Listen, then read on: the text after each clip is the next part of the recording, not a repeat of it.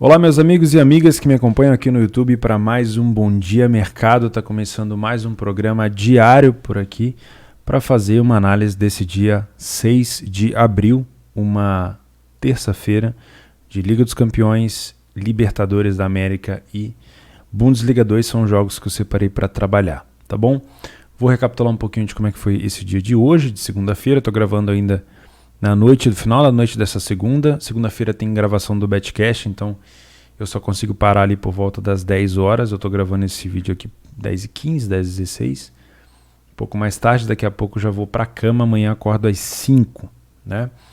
Hoje eu comecei a trabalhar por volta das 4h30, 4h40 mais ou menos. Não consegui aproveitar tantas coisas assim, deixei de aproveitar algumas oportunidades. Foi um dia fraco para mim, eu dei um clique e tomei um prejuízo no over à frente do jogo do alemão. Este jogo aqui, do São Paulo com o Braunschweig, houve muito espaço para o São Paulo contra-atacar.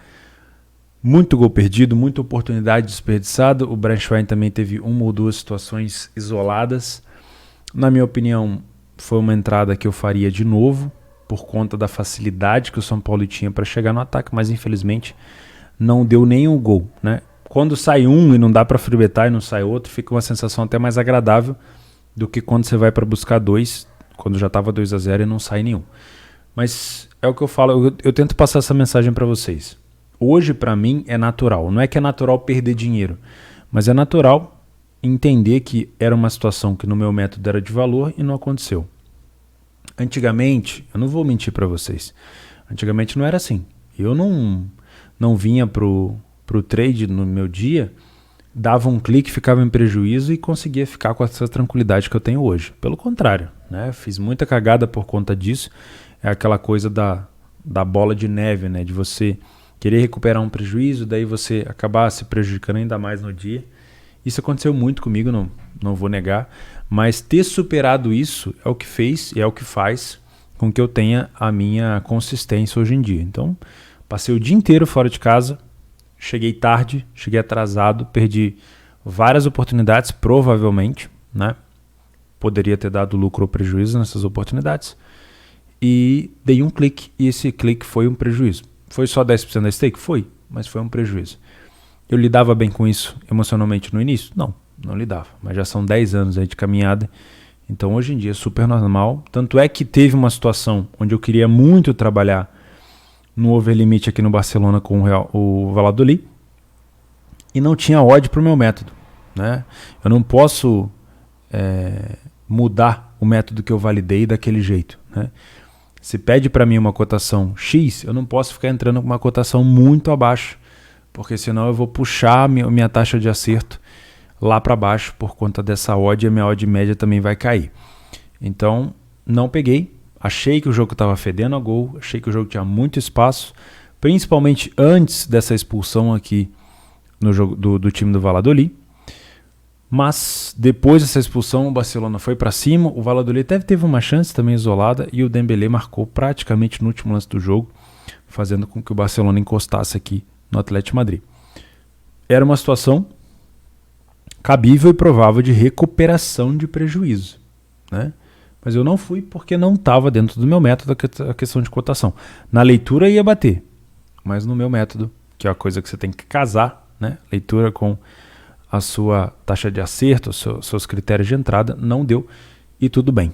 Então eu sei que essa tranquilidade de deixar passar uma oportunidade porque não tinha odd, ou tomar um prejuízo num dia e não ter mais oportunidade durante esse dia todo, é uma situação difícil para você que está começando. Pode ser situação difícil, mas passa. Se você aprender a lidar com isso emocionalmente, ao longo dos anos você vai se tornando um pouco mais calejado nisso tudo. Beleza? Então vamos lá. Resumo desse dia de ontem, que a gente comentou aqui. Eu trouxe aqui para vocês que eu iria buscar um cenário de back favorito no primeiro tempo no Braga, no Sporting, uma situação de gols aqui no Everton e no Crystal Palace, e no São Paulo com o Braunschweig, e uma possível alavancagem aqui no São Paulo com o Braunschweig. Vamos falar o que aconteceu no dia de hoje rapidinho. Antes, deixa eu explicar para vocês. Todo mundo me pergunta aqui embaixo, back favorito no primeiro tempo, mas pô, você fica anotando aqui HT, o que isso tem a ver? Você trabalha no intervalo? Não. O meu método de back favorito no primeiro tempo, ele envolve os 90 minutos do jogo, tá? Dentro dos 90 minutos, eu trabalho no mercado de match odds, que é o resultado final hoje em dia, tá? Ou para o meu curso, probabilidades. Na época que eu gravei o curso, ainda era esse o nome do mercado. Eu trabalho esse mercado. Só que eu validei o meu método de back favorito dentro do primeiro tempo. Isso quer dizer que eu trabalho no mercado de intervalo ou de HT? Não.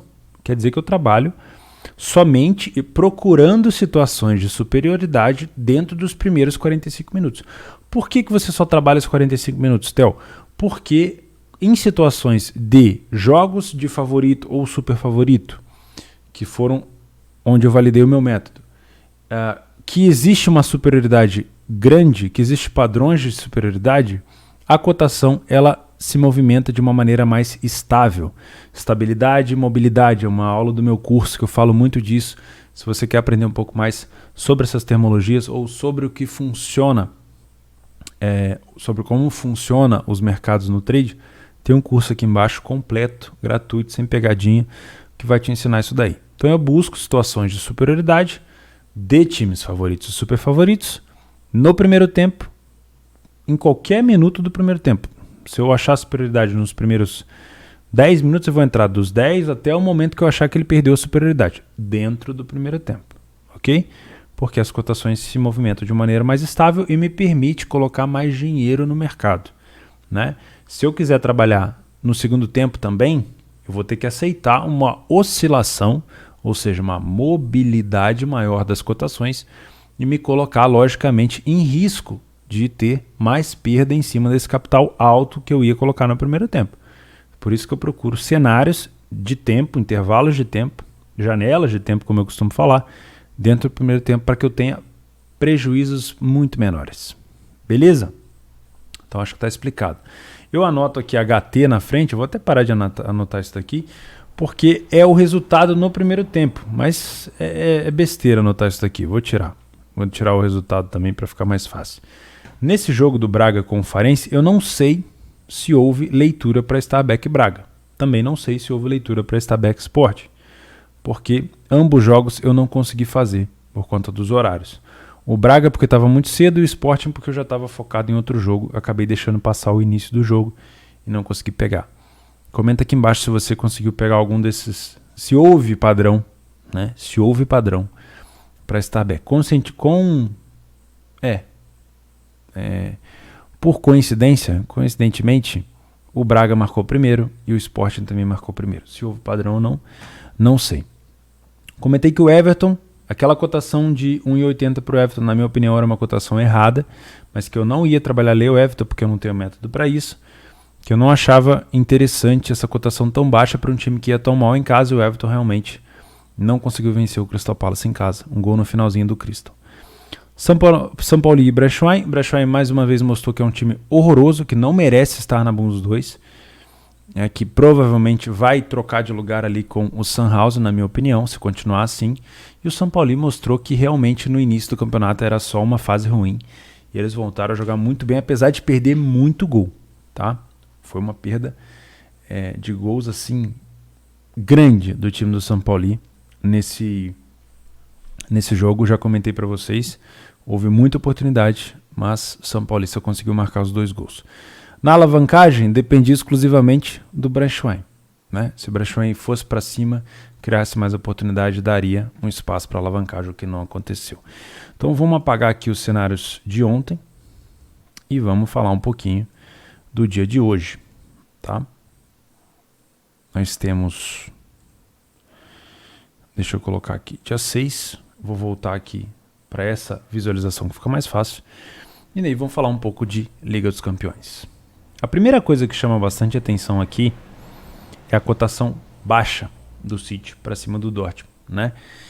A gente acabou de fazer essa análise lá no Bom Dia no Betcast, então tá meio fresco na minha cabeça.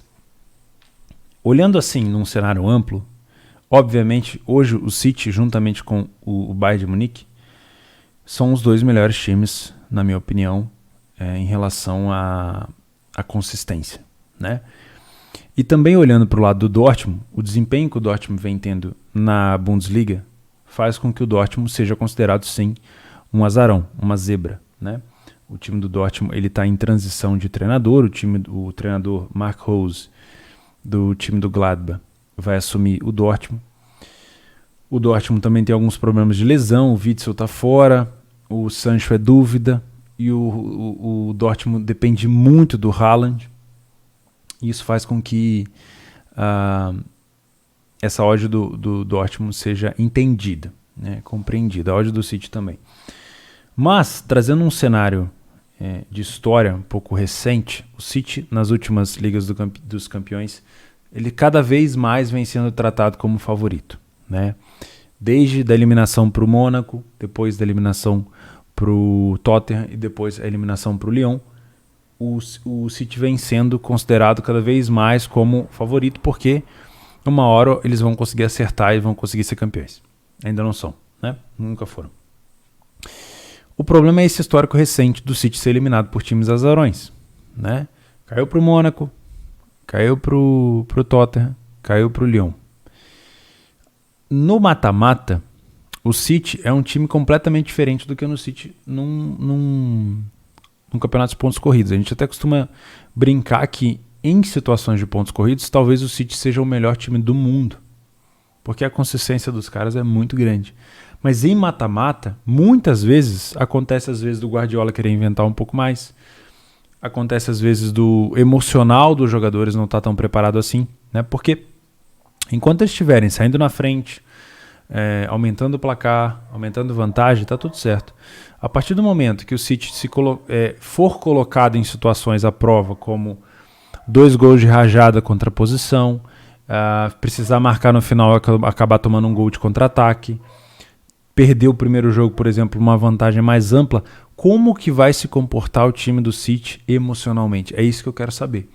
Obviamente que o cenário todo indica que nesse jogo aqui é preciso buscar o mercado de gols, porque nós temos o Borussia Dortmund tendo uma defesa muito fraca, na minha opinião, uma defesa fraca, contra o City, que deve jogar sem homem de referência, sem o Gabriel Jesus e sem o Agüero, mas deve jogar com um esquema que faça a bola chegar lá na frente para os homens que são ditos ali como pseudo-atacantes, né, os jogadores mais de frente, mas sem homem de referência, em cima de uma defesa muito fraca como a do Dortmund. Porém, o City jogando com a bola, com as linhas altas, logicamente vai dar espaço para um Dortmund que é muito veloz no contra-ataque, explorar também essa defesa do City, que não é ruim, mas o lado do Dortmund, por ter o Haaland, cresce muito, né? Então eu não consigo pensar nesse jogo, obviamente, no pré-live eu não consigo pensar nesse jogo como um jogo fácil para Starback City. Por isso que a gente tem que entender o seguinte, o nosso achismo pré-live, ele deve ficar de fora, né? Eu tenho que traçar um cenário de planejamento para que, se acontecer o contrário do que eu estou achando, eu já tenha me preparado para saber agir. É por isso que eu faço os cenários todos os dias, para que eu não fique tiltando ou fique pensando demais na hora. Porque não adianta eu sentar aqui e falar assim, não, esse jogo é para gols, esse jogo é para gols, esse jogo é para gols, nada vai me tirar da cabeça que é para gols. Aí acontece o seguinte, começa o jogo, o City está amassando o Dortmund. O Dortmund não joga. E aí eu tô com medo de entrar no back City porque eu só criei um cenário de que esse jogo é para gols. Então eu tenho que estar preparado, né? Se cabe dentro do meu método, eu tenho que estar preparado para outras situações. Nesse jogo é uma delas. Existe a possibilidade do City tomar sem contra-ataque do Dortmund e ter bastante dificuldade nesses contra-ataques, mas ter a bola, fazer a manutenção da bola, recuperar a segunda bola, mas ainda assim ter dificuldade nos contra-ataques. E sim, esse jogo acabar sendo para gols. Porém, também existe a possibilidade do City dominar completamente o jogo, não deixar o Dortmund sair no contra-ataque e acabar amassando o time e dando pra gente um padrão de superioridade. Então fica difícil definir. Inicialmente, eu acho que sim, é um jogo para tentar se buscar um back ao City, pelo que o cenário indica, tá? Então esse jogo aqui começa às 16 horas, horário de Brasília. Manchester City e Dortmund. Também vale a pena lembrar que não é porque eu marquei que esse jogo é para back favorito no primeiro tempo, que eu não posso acrescentar esse jogo aqui, ó, no mercado de gols. Mas eu vou deixar ele de fora. Eu só vou trabalhar os gols em duas situações. Primeiro, se realmente o City estiver conduzindo o jogo, mas esteja dando contra-ataque para o Dortmund, e o Dortmund levando perigo. E, condicionalmente a isso, se as cotações dos mercados de gols estiverem a meu favor, estiverem a favor dos meus métodos.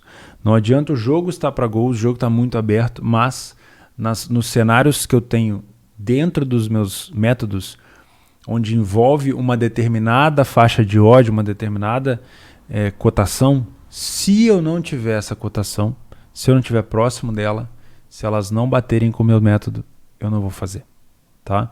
E aí entra a experiência de você ser afoito para querer fazer, independente do método, ou de você já ter um método validado e falar, não vou fazer. Beleza? Eu prefiro estar a favor do City se eles estiverem muito bem, aqui um back favorito no primeiro tempo, e se o jogo abrir e houver cotação para mim, transformar esse jogo num mercado para gols. Beleza? Então, na minha opinião, obviamente o favoritismo é do City. Obviamente também o City, na minha opinião, tem uma defesa mais sólida do que o Dortmund, mas emocionalmente falando, o City ainda não foi colocado à prova. E isso pode complicar bastante o time do Guardiola, tá? Real Madrid e Liverpool. Vocês dão uma olhada na cotação, vocês vão ver que é um jogo completamente parelho.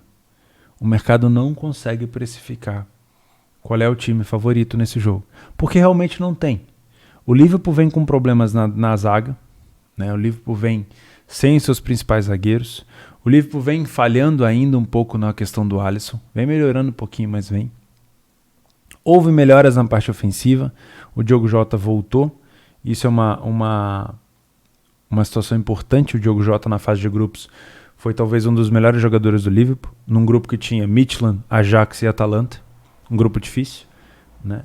Se eu não me engano, não jogou contra os 2 jogos contra o Leipzig por conta de lesão, e agora volta contra o Real Madrid, já marcou pela seleção portuguesa, já marcou pelo Liverpool, acho que contra o Arsenal, então volta na parte ofensiva. O Real não vai contar com o Sérgio Ramos, uma lesão novamente, se eu não me engano, no joelho. O Real Madrid, pelo que tudo indica, vai jogar com 3 zagueiros, né? Nacho Fernandes, Rafael Varane e Mendy, e vai botar o Marcelo na esquerda. É uma escalação diferente para mim, tá? Eu tô acostumado com o Nacho fazendo essa função de Severino, né? Que quebra um galho em qualquer posição, ou como é que chama? Militão, fazendo essa dupla de zaga com o Varane, e o Mendy fazendo a esquerda para voltar um pouco mais para marcar, já que o Marcelo, quando sobe, ele não tem voltado mais, né? Porém, a gente estava conversando hoje no Betcast, existe a possibilidade do Real Madrid entrar com 3 zagueiros e o Marcelo na esquerda. Vamos ver, tá? Uma coisa importante que eu gosto de salientar aqui é a participação do Vinícius Júnior.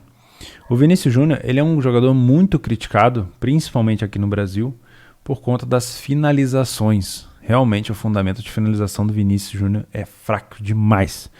Porém, ele é um excelente jogador para criação de espaço e para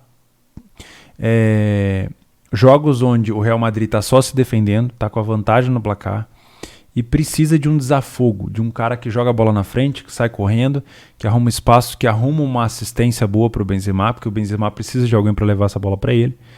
Então, se o Vinícius Júnior jogar com essa consciência de que ele precisa encontrar os espaços, botar ali o lado direito do Liverpool na roda e abrir esses cruzamentos para o Benzema, o Real Madrid vai ter sim umas situações muito boas de ataque. Eu acho que é um jogo para o Real Madrid de bola aérea, apesar do Sérgio Ramos não estar, a bola aérea, não só de bola parada, mas cruzamento na área também vai ser muito forte, né? Principalmente porque os zagueiros do Liverpool são todos reserva, não são os titulares. Mas hoje eu vejo a parte ofensiva do Liverpool, obviamente, no papel ser mais superior do que a do Real Madrid.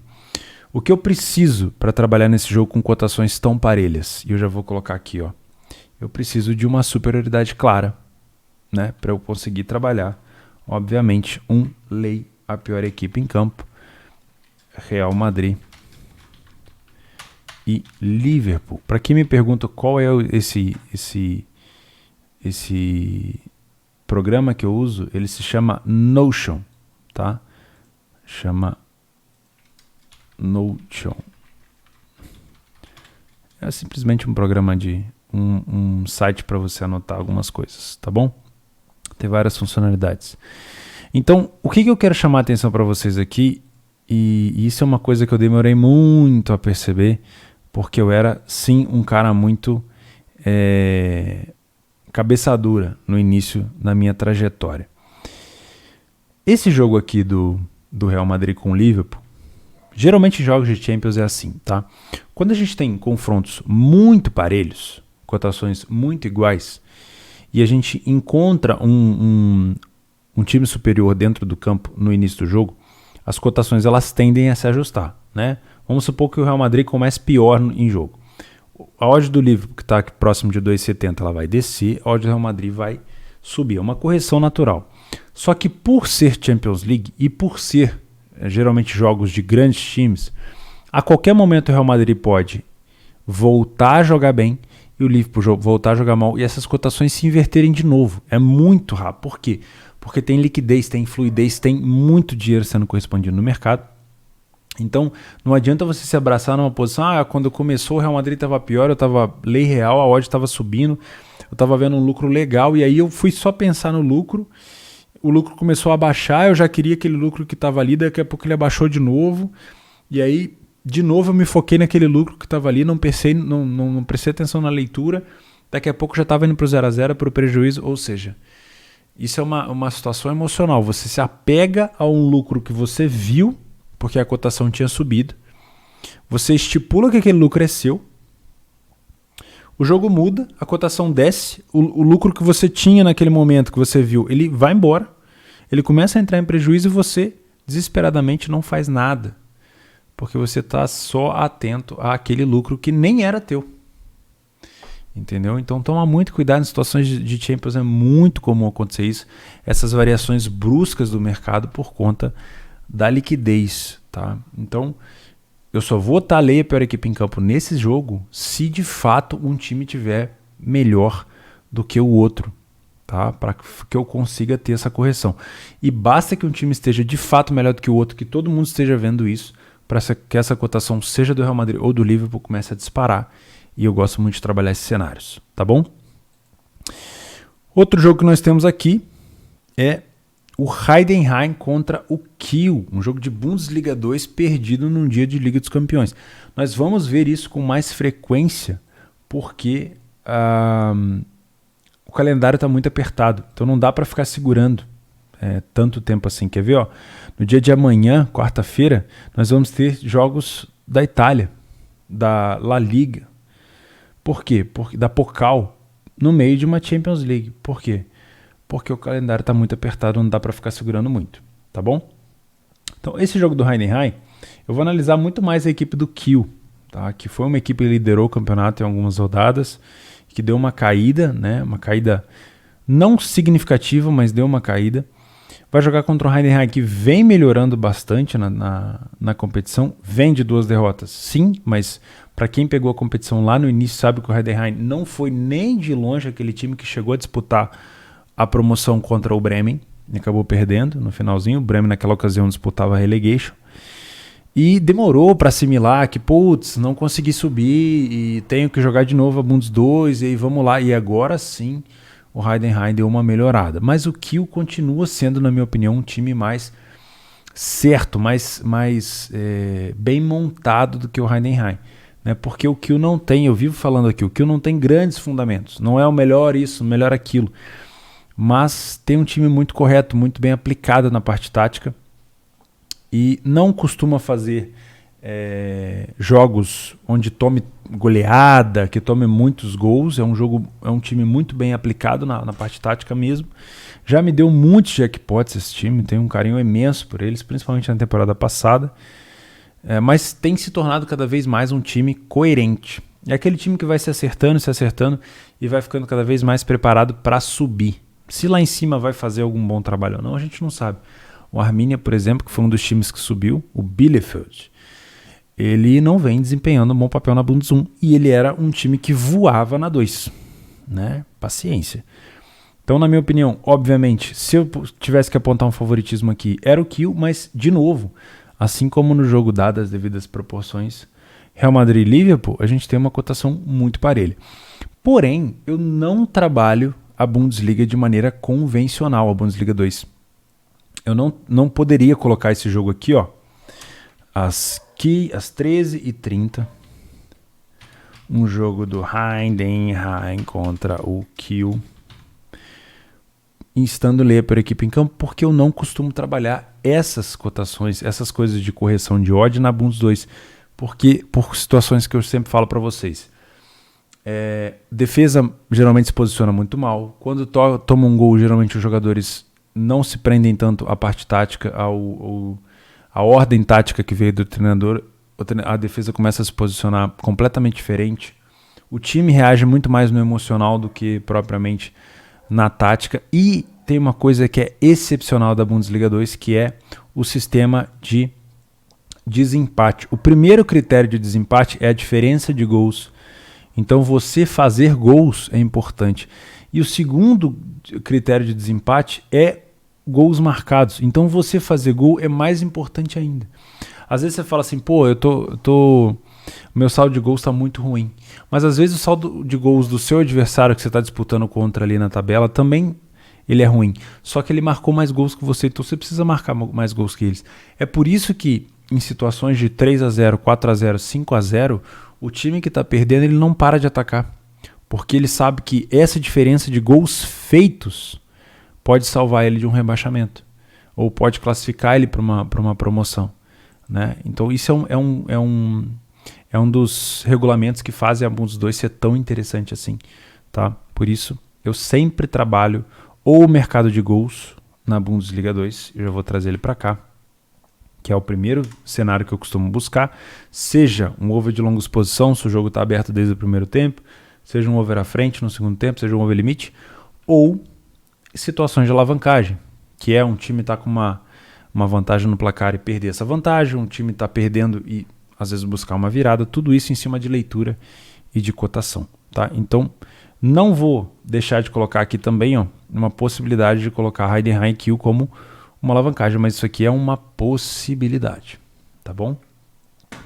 E por último, nós temos o jogo do São Lourenço com o Santos, que é o primeiro jogo da final da pré-Libertadores, né? O final para o Santos. Esse é o último adversário para ver se o Santos vai ou não para a fase de grupos. Nós temos o São Lourenço que eu desconheço completamente como time nesses últimos jogos. Eu tenho também o Santos que eu desconheço muito de como vem jogando o Santos com esse novo treinador, o Ariel Roland. Não faço ideia de verdade de como o Santos vai jogar nesse jogo.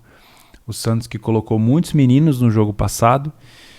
O Santos revela muitos garotos, né? Isso é uma coisa que deve ser elogiada, né? Mas eu realmente não faço ideia. Então, quando eu não faço ideia, das duas uma, ou eu não faço o jogo, ou eu deixo completamente para leitura.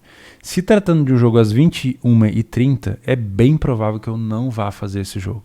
Mas se você for fazer e você não tem nenhum conhecimento sobre essas duas equipes, se você só tem o achismo de que o Santos é uma equipe, o Santos foi finalista da Libertadores, cara, às vezes mudou tudo, né?